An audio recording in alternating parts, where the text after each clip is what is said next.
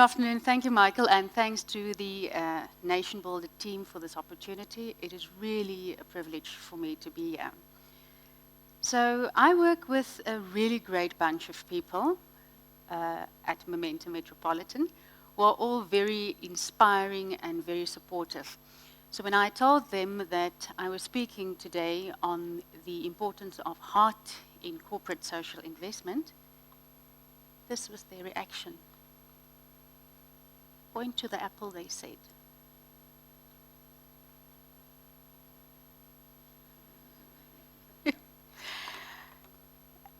And needless to say, I was crushed at the disbelief that I could actually have a heart, let alone be able to speak about how the work we do to enable the life aspirations of young people remains anchored in that very heart of flesh and blood.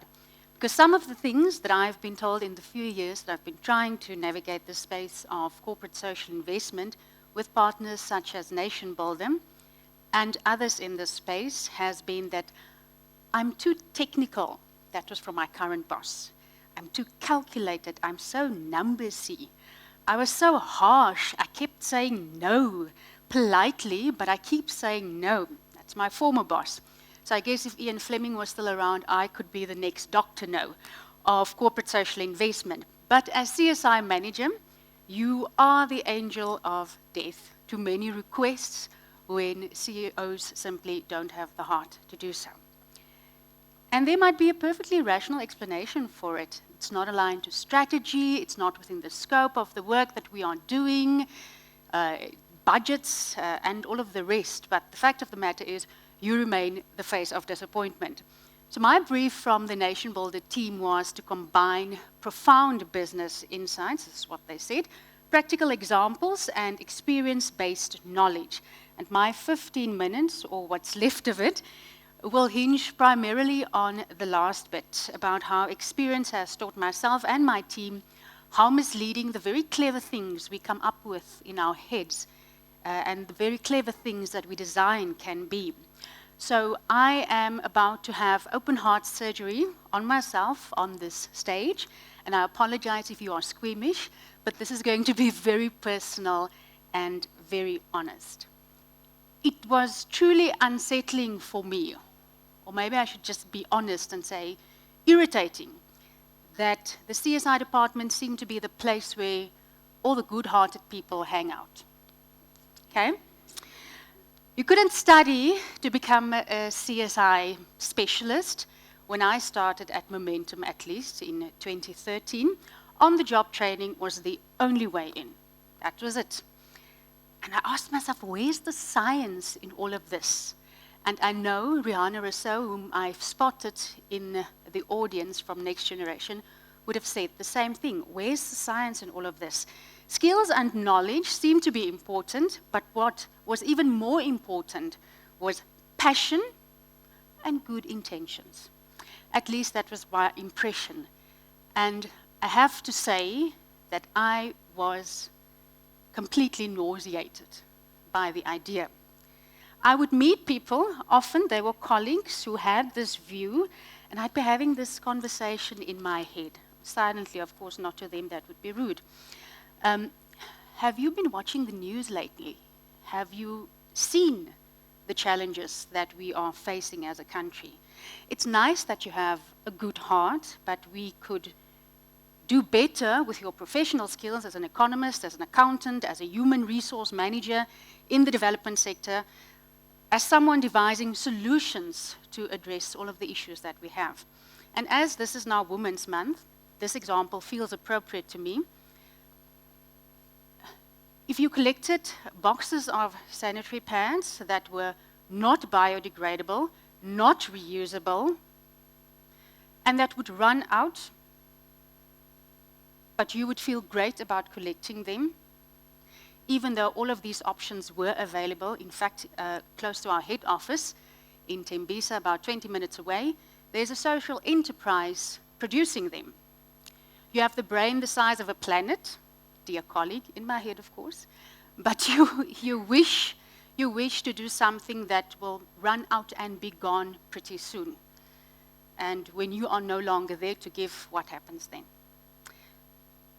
So in my head, I was also saying to myself, because the conversation partner will go probably, oh, it was such a great team event, the spirit was so great and I felt so good.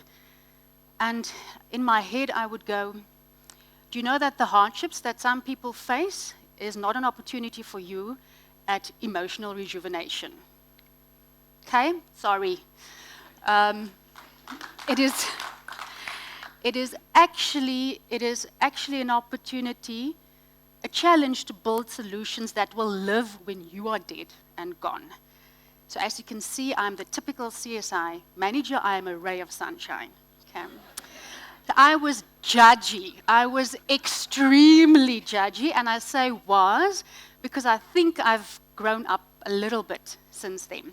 But the signs of those traits were actually there very early, and some of you might relate to this, but in the church community where I grew up, if the deacon stands up and before rendering an item in song says, please don't listen to the voice, but listen to the words, then you know that's your cue, you must run.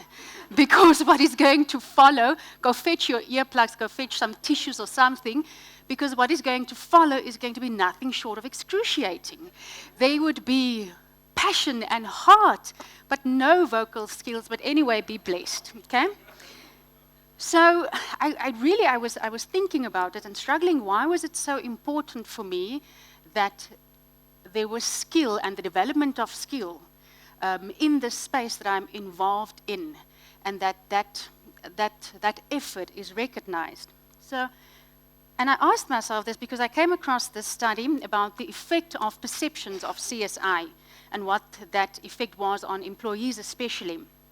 And the study, in short, said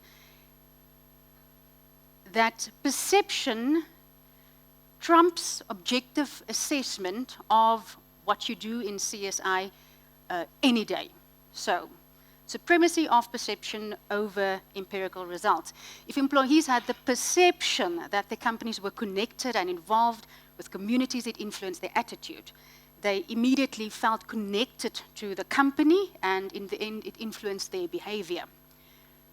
And it didn't matter what your reports to the Social and Ethics Committee said, or the actual measured number of hours and the size of your social investment. That didn't matter. It was what people perceived, what they felt.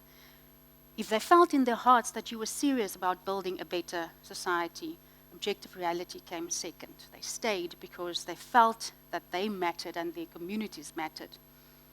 So all of those things that people always say, it's almost taken like intuitive knowledge. Yeah, CSI is great for companies because it boosts employee morale. And this study was for me interesting because for the first time I saw someone actually going and looking at whether this is in fact true, because optimist that I am, I said, says who? Who says that if you do CSI, it will have a positive effect on your employees? So my thought then was, if people in our company only had to think that there was a whole department doing good, a whole department of people doing good, what was my problem? Who cared if they understood the thought that bit into our strategy? We had pictures with smiling people. No, everybody felt great. It was okay.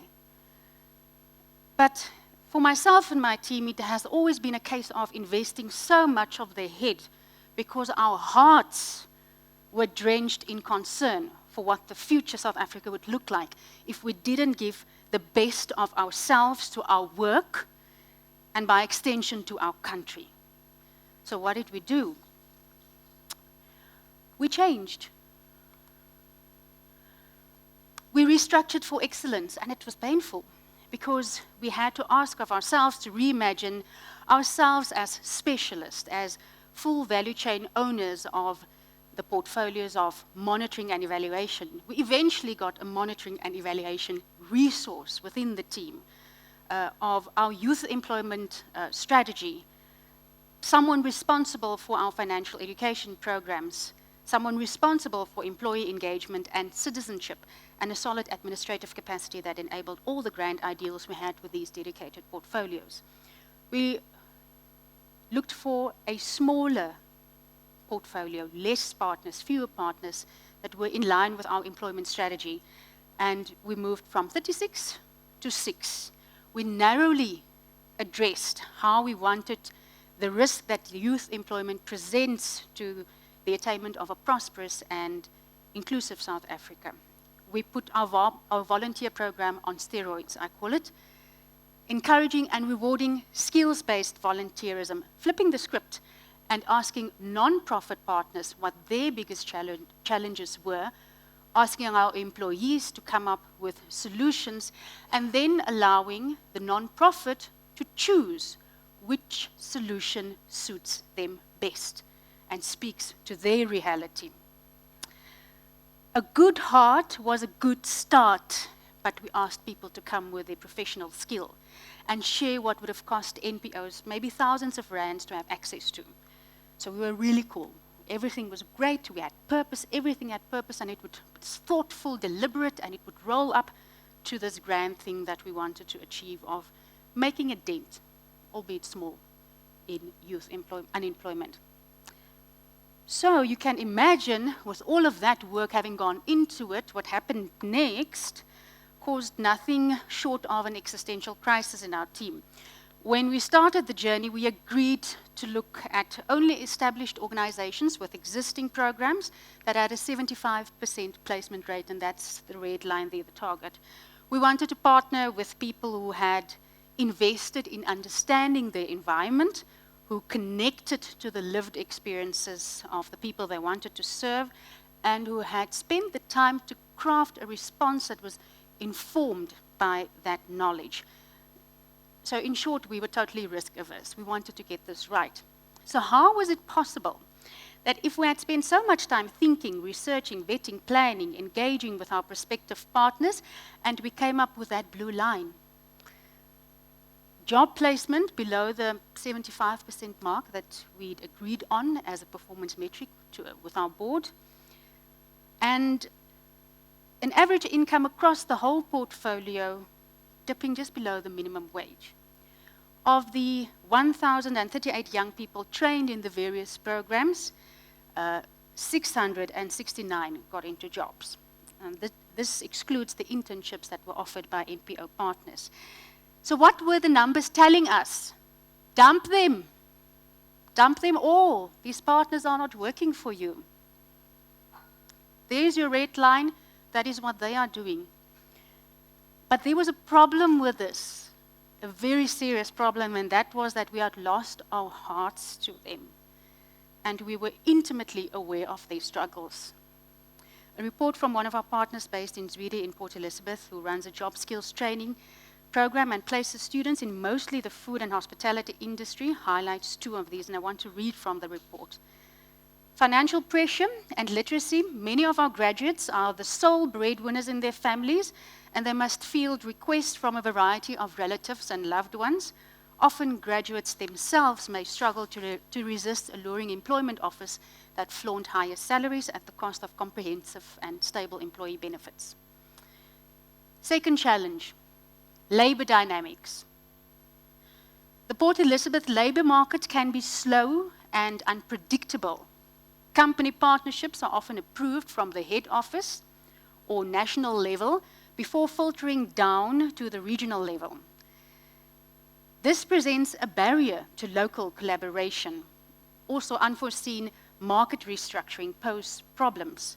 A company going out of business will place our candidates out of work, or new leadership may translate into different work schedules and a decrease in hours.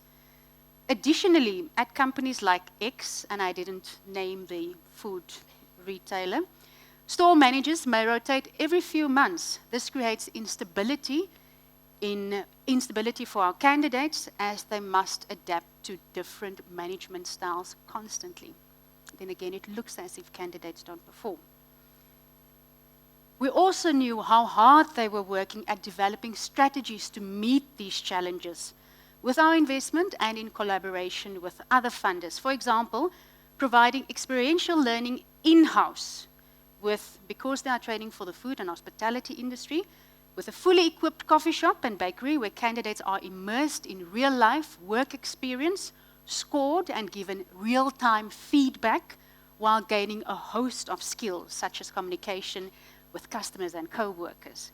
We knew about the continued mentorship from the job skills training alumni, the ones who made it, and the impact that had to encourage young people still in the program.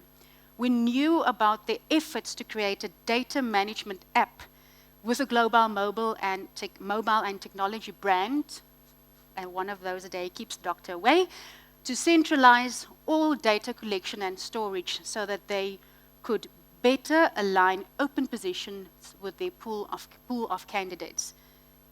Their efforts to support young people better. And we had a list of names, Lumpumlo, Yandiswa, and many others. Some of whom the partner assistant in our team met personally on site visits. We knew with which employer they were placed. We knew what their monthly income was. We knew what their challenges were. The whole team got to know one particular young woman, Nozibele Kamgane, an intern at the time of our first site visit 2 years before we started the partnership, and she's now permanently employed as operations manager. An extraordinary young woman whose confidence and intelligence left a lasting impression. The point is, this was a marriage, and we said, till death or success do us part.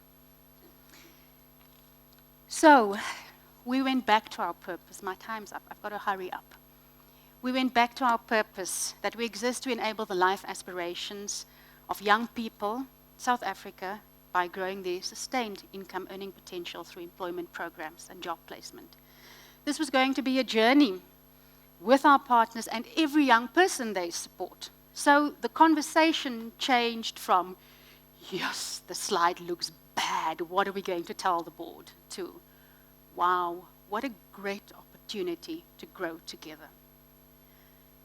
So we asked a lot of questions. We did a lot of listening. We asked more questions, spotted the areas where we could be even more supportive, and then we renewed our vows. Someone recently asked me if I really thought system change is possible using corporate social investment, and I say yes. To refer to our partner in PE, at least yes on an organizational and a community, for that community of Zwede level. As corporates, we own enormous power in our relationship capital with our business partners and our service providers. We can use this to negotiate on behalf of our development sector partners. By bringing the right people together, we can create ecosystems that enable them to flourish. We are also sitting on a gold mine, and this is my last point, and that is our employees who are also citizens with a vested interest in making their streets, their communities, their towns, and their cities work better. We should actively enable this force for good, using the influence that we have over how people spend at least 8 of the 24 hours of their day. If they don't know it or believe it, we can inspire an understanding of the power that they have to be change makers. I'm sure many of you have read The Solution Revolution, and in it they note the example of Code for America, a non-profit that asks tech-savvy citizens if they would help build apps that could help coordinate neighbors and local government around various civic tasks like watering trees, picking up dirt in parks, pruning trees, whatever it was. And those tools are great because using them saved thousands in municipal funds. They didn't give a number. But they only work if there's an active citizen force. And we have many of them in our companies. So, what about my judginess? I just want to refer back to that again. I've learned not to squash caterpillars because they could become butterflies. So now when someone comes and tells me about a wonderful initiative that will be gone when they are gone, it is my job, it's the job of my team to advise, to guide, to influence. Because great impact often starts messy as a well-intentioned but ill-informed idea. And It's okay. It's okay to then use that. It's okay to use your heart to lead. Finally, a quote from 2 authors on leadership. One quote was actually already used. Quote by John C. Maxwell, "People do not care how much you know until they know how much you care." Everything that we know is great. It provided us with the boundaries, the lines, but then our hearts pushed us to color way beyond them and do what we thought we wouldn't be doing, which is sticking to our vows. And the last by Susan Steinbrecher, "Your ability to lead well is hindered when there is an unbalanced connection with the heart. Embracing a heart-centered approach to business," and I would add corporate social investment, "lies in your ability to stop, go inward, and reflect on the course of action that you know is the right one, rather than succumbing to external pressures or succumbing to bad numbers." Thank you.